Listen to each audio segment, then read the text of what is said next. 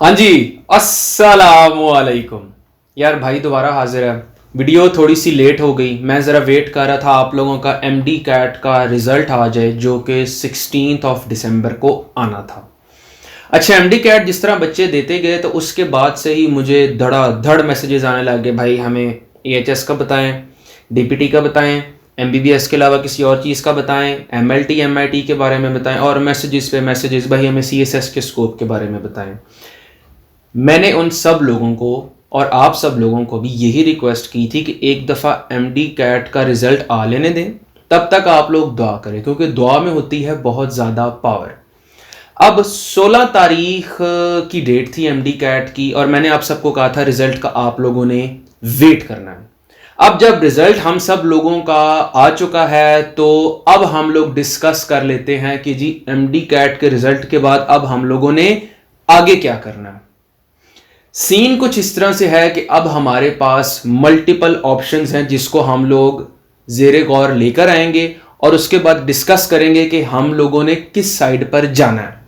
सबसे पहले तो हमारे पास ऑप्शन आती है एमबीबीएस की। अब सीन इस तरह है कि चूंकि एमडी कैट यूएचएस ने नहीं लिया तो वी डोंट नो कि अब एडमिशंस किस तरह से होंगे। लाइक यूएचएस वाला प्रोसीजर तो फॉलो नहीं होगा, फॉलो होगा पीएमसी वाला। तो हम लोगों ने पीएमसी की वेबसाइट को लाजमी फॉलो करना है, पहली चीज़।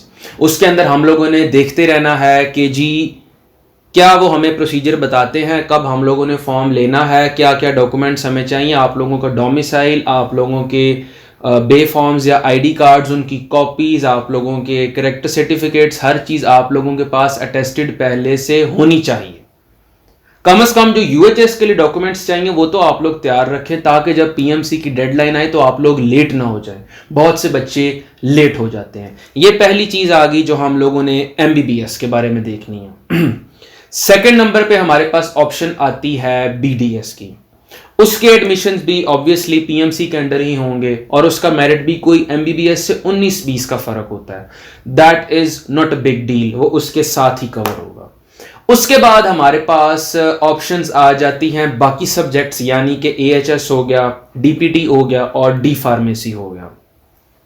इनके हवाले से मैं आपको ये कहूंगा, when we are concerned about AHS and DPT, इनके एडमिशंस एक दफा एमबीबीएस के एडमिशंस क्लोज हो गए, उनकी मेरिट लिस्ट्स लग गई, वो एमबीबीएस वाले बच्चे साइड पे हो गए। उसके बाद बारी आएगी एएचएस और डीपीटी की। ऐसे नहीं हो सकता कि भाई पहले एमबीबीएस के एडमिशन अभी हुए नहीं है और गवर्नमेंट सेक्टर के अंदर एएचएस और डीपीटी के एडमिशंस भी शुरू हो जाएं और वो लोग बच्चे भर्ती करने लग जाएं, क्योंकि इनका मेरिट तकरीबन 19-20 के फर्क से ही डिफर करता है। अगर एमबीबीएस का मेरिट 91 पे क्लोज हो रहा है तो प्रोबेबली एएचएस और डीपीटी का मेरिट जो है दैट विल क्लोज एट 89 और 88, स्टार्ट होगा 91 से। तो तकरीबन इतना ही डिफरेंस होता है। तो पहले मेरा ख्याल है हम लोग एमबीबीएस पे फोकस करें और उसके बाद हम लोग देखेंगे कि जी हमने एएचएस में जाना है या हमने डीपीटी में जाना है। उसकी वीडियोस भी इस चैनल के ऊपर आ जाएंगी, आप लोगों ने टेंशन नहीं लेनी। Now talking about D pharmacy, AHS और डीपीटी के अंदर चूंकि एमडी कैट इंक्लूडेड होता है तो उसके एडमिशन एमबीबीएस के बाद होते हैं। लेकिन when it comes to D pharmacy, specifically Punjab University, उसमें एमडी कैट क्राइटेरिया नहीं होता। उसके अंदर you are only concern with your FSC and your matric के मार्क्स। तो उसका एडमिशन एमबीबीएस के पैरेलल या उससे पहले या उसके बिल्कुल थोड़ा सा बाद हो जाता है, उसका ताल्लुक एमबीबीएस के साथ नहीं होता। तो आप लोगों ने पंजाब यूनिवर्सिटी की वेबसाइट को भी देखना है। मैंने ये सुना है कि उन्होंने एडमिशंस आप लोग अपने कर लिए हैं। कहने का मकसद ये है कि पहले एमडी कैट डिले होता रहा, उन्होंने कहा इसने होना है कि नहीं होना, हम तो अपने एडमिशंस करें। तो डी फार्मेसी के एडमिशंस उन लोगों ने एक हिसाब से कर लिए हैं अपने। ये चीज़ आप लोगों ने वेबसाइट्स के ऊपर लाजमी कंफर्मेशन के लिए चेक करते रहना, के की वेबसाइट को भी देखते रहना, क्योंकि एएचएस और डीपीटी इनके ही आपको इन्फॉर्मेशन यहाँ से मिलेगी।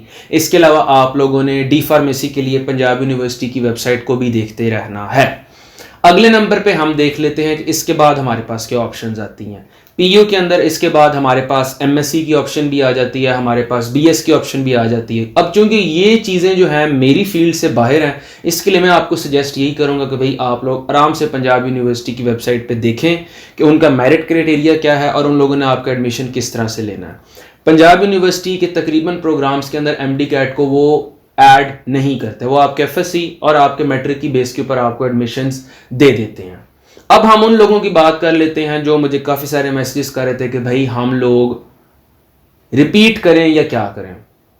अब रिपीट करने के फ़ायदे और नुकसानात मैं आपको बता देता हूं, क्योंकि हर साल बहुत से बच्चे रिपीटर्स होते हैं। 30 से 40% एमडी कैट्स देने वाले बच्चे रिपीटर्स होते हैं। एक तरफ इसके एडवांटेजेस हैं, एक तरफ इसके डिसएडवांटेजेस हैं। Let's talk about the advantages.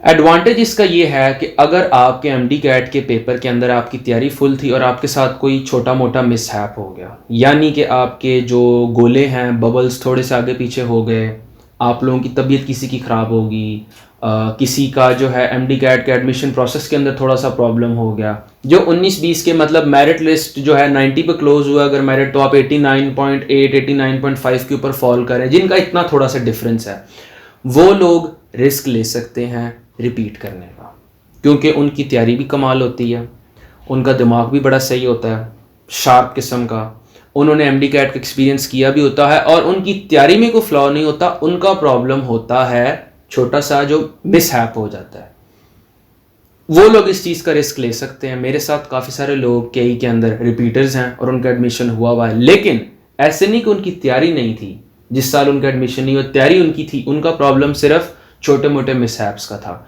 ये लोग रिस्क ले सकते हैं। लेकिन अब एक बंदा है, उसके एग्रीगेट बन रहा है 75, मेरिट क्लोज हो रहा है 90 पे, उसके माँ बाप उसको फोर्स करी जाए कि यार तुम दोबारा रिपीट करो, उसका अपना भी कोई दिल नहीं है, उसकी विल भी नहीं है, वो इसमें आना भी नहीं चाहता और उसका एग्रीगेट का भी बहुत ज़्यादा डिफरेंस है।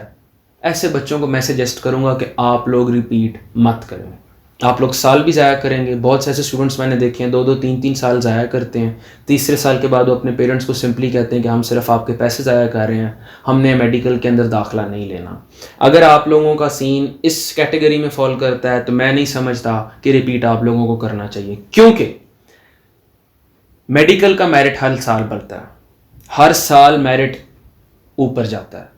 मेरे ज़माने में अगर मेरिट 85 पे क्लोज हुआ, अगले साल 87 पे क्लोज हुआ, अगले साल 89 पे, उससे अगले साल 90 पे, इस साल 91 पे क्लोज शायद हो। इसी तरह जो बाकी डीपीटी एचएस उनके मेरिट भी ऊपर जाते रहते हैं। तो आप इस चीज़ के चक्रों के अंदर कि इस साल नहीं हुआ अगले साल कहीं हो जाएगा, मेरिट ऊपर जाता रहता है, आप लोगों को देखना पड़ेगा कि आप लोगों का डिफरेंस कितना। आप लोग 89 88 19-20 के फ़र्क से फॉल कर रहे हैं, आप लोग रिस्क ले सकते हैं। बहुत ज़्यादा डिफरेंस है, तैयारी का मसला है, विल पावर का मसला है, नहीं आना चाहते मेडिसिन में, अपना साल प्लीज़ वेस्ट मत करें। एज का भी इशू होगा, ख़ास तौर पे लड़कियों के लिए। आप लोगों ने आगे भी जाना है तो मैं आप लोगों को सजेस्ट करूँगा कि ये वाला काम आप लोग ना करें। MBBS में दाखिला अगर ना हो तो कोई ज़िंदगी इंसान की ख़त्म नहीं हो जाती। ये वो वर्ड्स थे जो मेरे वालिद साहब ने मुझे बताए थे। यानी कि इंसान को यही लगता है कि मैंने MBBS के लिए एम करना और उसके अलावा और कुछ नहीं है, लेकिन मैं आप लोगों को बड़ी तसल्ली के साथ बता रहा हूँ कि अल्लाह की ज़ात ने हर इंसान का रिस्क लिखा हुआ है। आप लोग अल्लाह के साथ से दुआ ये किया करें कि या अल्लाह मेरे लिए वो हो जो मेरे हक़ में बेहतर हो। अगर मेरे हक़ में BDS बेहतर है, मेरा वहाँ पे दाखिला हो जाए, अगर AHS बेहतर है वहाँ पे हो जाए, DPT बेहतर है, मेरा वहाँ पे हो जाए। बाकी जितने फील्ड्स हैं उनकी डिटेल्ड वीडियोस इस चैनल के ऊपर इसके बाद आ रही हैं, उसकी आप लोगों ने टेंशन नहीं लेनी, लेकिन बड़े ठंडे दिमाग से आप लोगों ने देखना है तसल्ली के साथ अपने रिज़ल्ट के बाद कि भाई मैंने अब आगे MBBS के अंदर अप्लाई करना है। आप लोगों के मेरिट से आपको अंदाज़ा हो जाएगा, या मैंने MBBS की लिस्ट के अंदर अल्लाह ना करे नाउज़ुबिल्लाह अगर नाम नहीं आता तो फिर क्या मैंने AHS और DPT की तरफ जाना है, या फिर आपने उसके बाद देखना है कि मैंने PU में सबसे अच्छी PU ही है फार्म डी के लिए, क्या मैंने फार्म डी के लिए PU के अंदर अप्लाई करना है, या फिर मैंने आगे BS वाली साइड या MSc वाली साइड के ऊपर जाना है, या BSc वाली साइड के ऊपर जाना है, वो भी आप PU से ही करेंगे। तो बड़े तसल्ली से आप लोगों ने सोच समझ के फ़ैसला लेना है, और क्या मुझे रिस्क रिपीट करने का लेना चाहिए कि नहीं, ये भी फ़ैसला आप लोगों ने बिल्कुल सोच समझ के लेना है। तो भाई आप लोगों के लिए हाजिर है। कोई भी मसला किसी ने मेरे से पूछना है, feel free to ask me in the comments, मैं आप लोगों के साथ होऊंगा। इस चैनल के ऊपर MBBS के अलावा और जितनी फील्ड्स हैं उन सब की डिटेल आती रहेगी। चैनल को भी फॉलो करते रहिएगा। अपने पेरेंट्स के साथ भी ज़रूर मशवरा करें और अल्लाह की ज़ात से भी लाजमी दुआ करें। आप सब लोगों के साथ मेरी दुआएं हैं, आप सब लोगों के लिए बेहतर हो। हम सब लोगों ने कोशिश की और आगे जो अल्लाह की ज़ात को मंजूर वो हम सब लोगों के लिए हो। बहुत शुक्रिया। अल्लाह हाफिज़।